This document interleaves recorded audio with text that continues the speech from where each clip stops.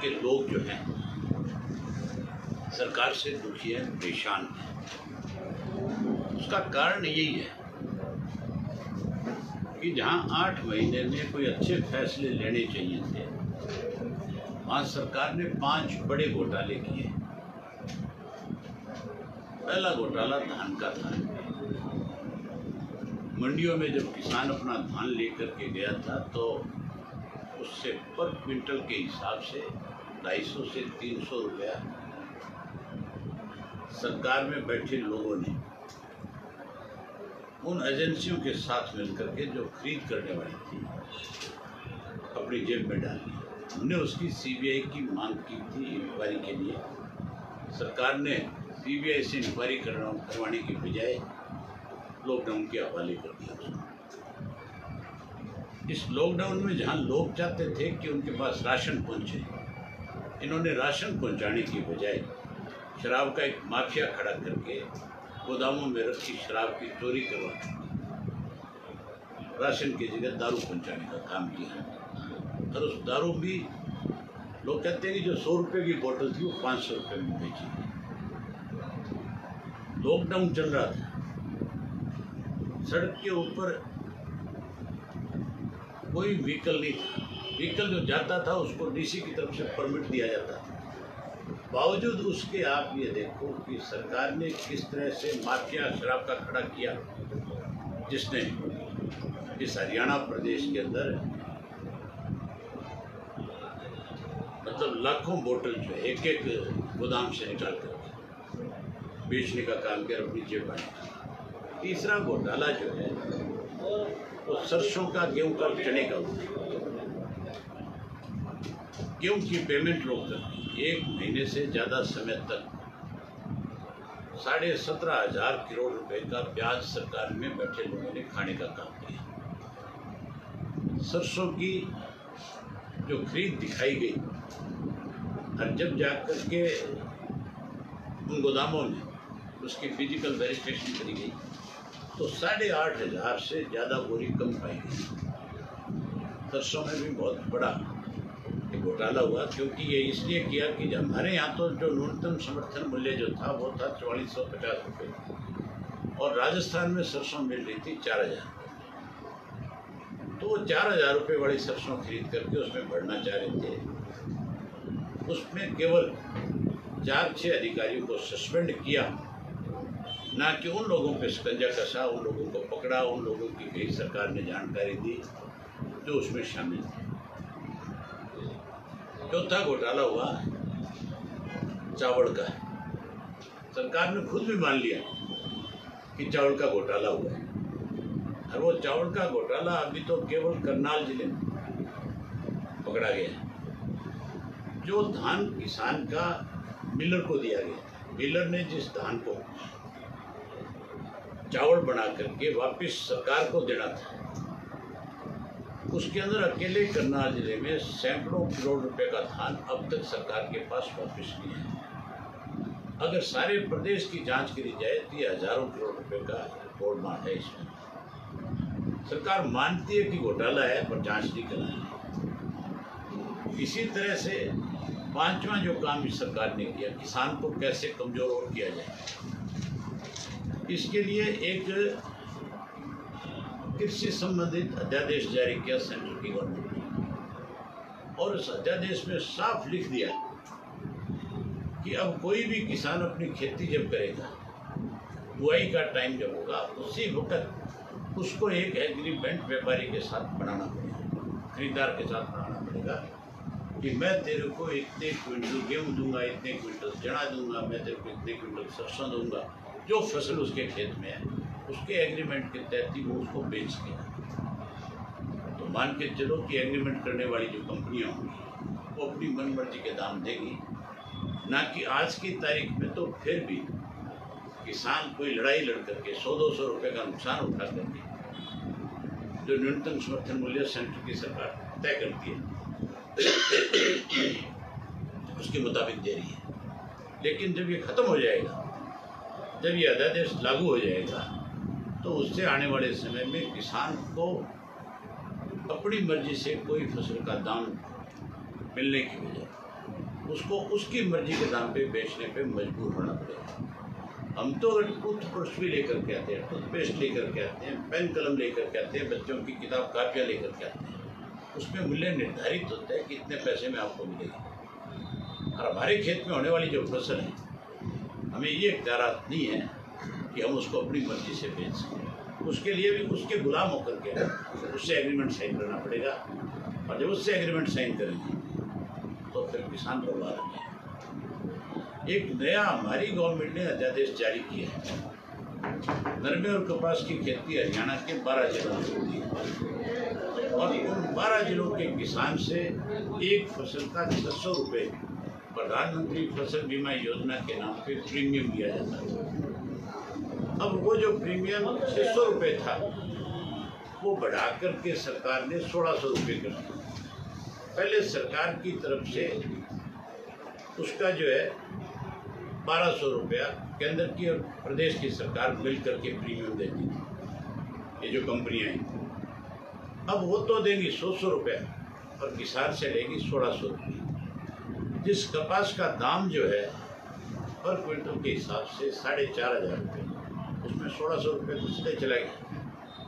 किस तरह से किसान को लूटना है, इसके लिए रोज योजनाएं बनाती है। इसके लिए हमने अपनी पार्टी की तरफ से आज प्रदेश कार्यकारिणी की मीटिंग में एक फैसला लिया है कि हम बुधवार के दिन जिन जिन जिलों के अंदर कपास की खेती है, वहाँ हमारे पार्टी के पदाधिकारी किसानों को साथ लेकर के प्रदर्शन करेंगे।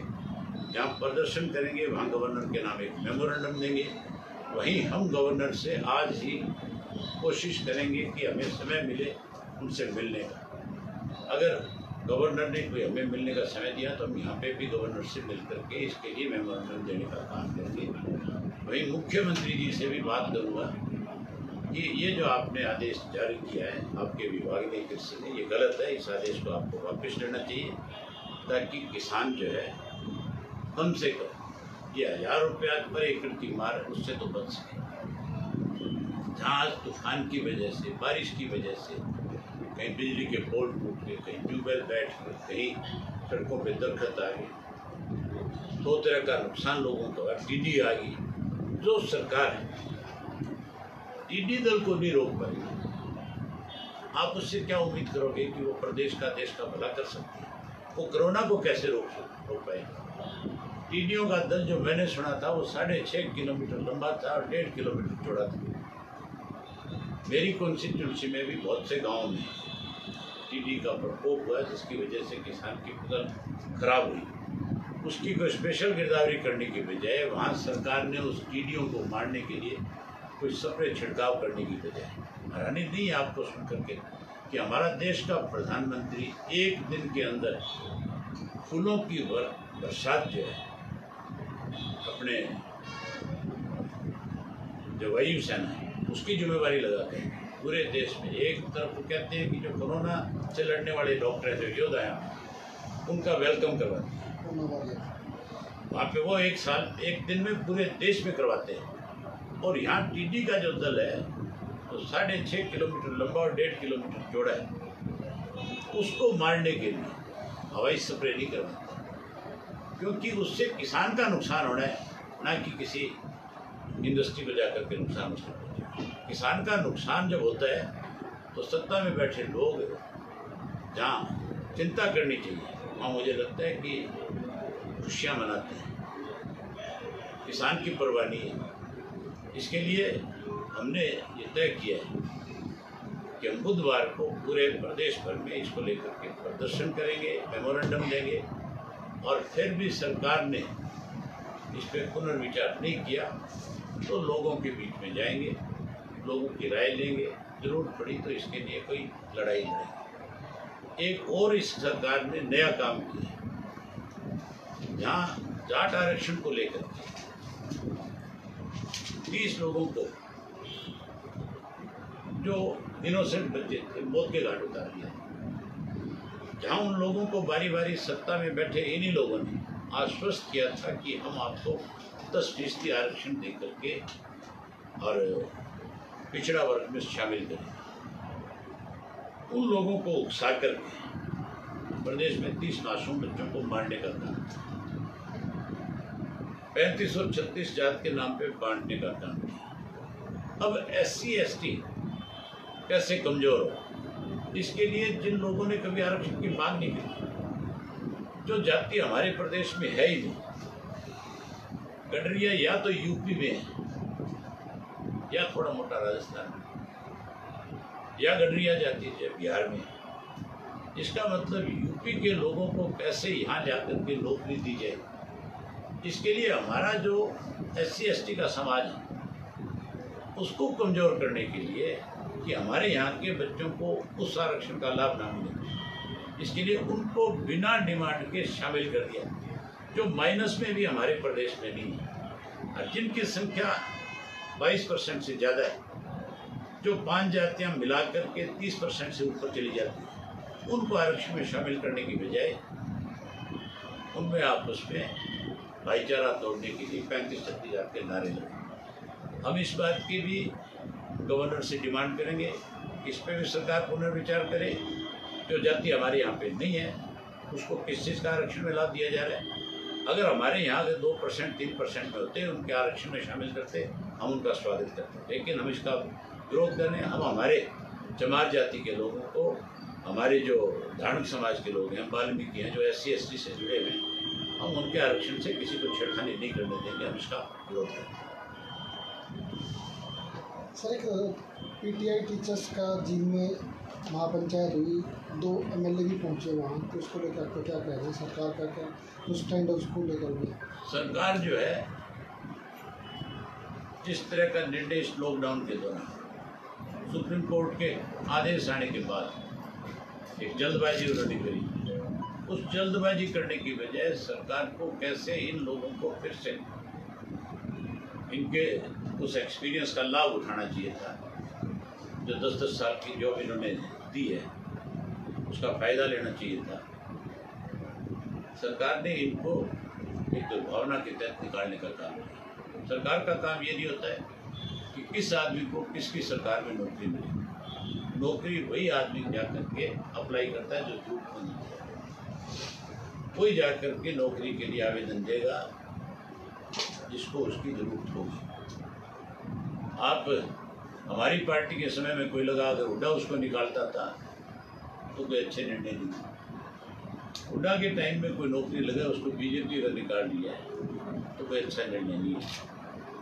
इसके लिए विधानसभा का सेशन आएगा तब मैं आपको बताऊंगा वहाँ पे कि किस तरह से चोर दरवाजे से 20-20 साल पहले से जो नौकरी से निकले उनको दोबारा एडजस्ट कर लिया गया, और किस तरह से जो सरकारी सेवाएं दे रहे हैं उनको निकाल दिया गया। आप पूछेंगे सरकार से, तब उस दिन सारी पोलिंग की जाए इस बात को लेकर के वहाँ पर।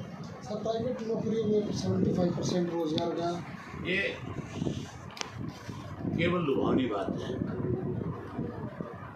75% नौकरी रोजगार प्रदेश में कोई भी व्यवसाय खुलता था उसमें मिले। उसके लिए चौधरी ओम प्रकाश चौटाला ने 2001 में जब हमारी पार्टी की सरकार थी इस नियम को लागू किया था, तब एक्ट बना था, और उस एक्ट के तहत चाहे कोई इंडस्ट्री को लाइसेंस दिया गया, चाहे कोई कॉमर्शियल लाइसेंस दिया गया, चाहे कोई मॉल बने, चाहे सिनेमा हॉल बने, उसके अंदर चाहे कोई ये तुम्हारे मैरिज पैलेस बने, उसमें जो जॉब थी उसके लिए हमने कंपल्सरी किया था। उस लाइसेंस को जब इशू किया जाता था उसमें लिखा होता था कि 75% लोग जो है इसमें हरियाणा प्रदेश के होंगे जिनको आपको इसकी नौकरी पे रखना। ये तो आप हमें ढोल पीट रहे बेचारे। इन्होंने तो जो बात कही है वो कहते हैं 3 साल बाद कोई इंडस्ट्री आएगी, यहाँ से इंडस्ट्री भाग रही है। कौन सी नई इंडस्ट्री आ जाएगी यहाँ पे? आज बिजली नहीं है, पानी नहीं है, कानून व्यवस्था खत्म होगी, आज लोगों का विश्वास सरकार से उठ गया, कैसे कोई नए रोजगार के साधन यहाँ उपलब्ध होंगे? बंद होगी, कहाँ से रोजगार मिलेगा? अरे जी, बड़ौदा हल्का लंबे समय से इनेलो का गढ़ माना जाता रहा है। उस खोई हुई सीट को पुनः प्राप्त करने के लिए आपकी क्या व्यूह रचना रहेगी? हम अपनी पार्टी के सारे कार्यकर्ताओं की आज ही हमने एक जिम्मेवारी लगाई है। हम 1 हफ्ते में पूरे डिस्ट्रिक्ट में रिव्यू करेंगे जाकर के कौन कौन सा कार्यकर्ता बड़ौदा हल्का के लिए पार्टी के चुनाव और प्रचार प्रसार के लिए काम करेगा।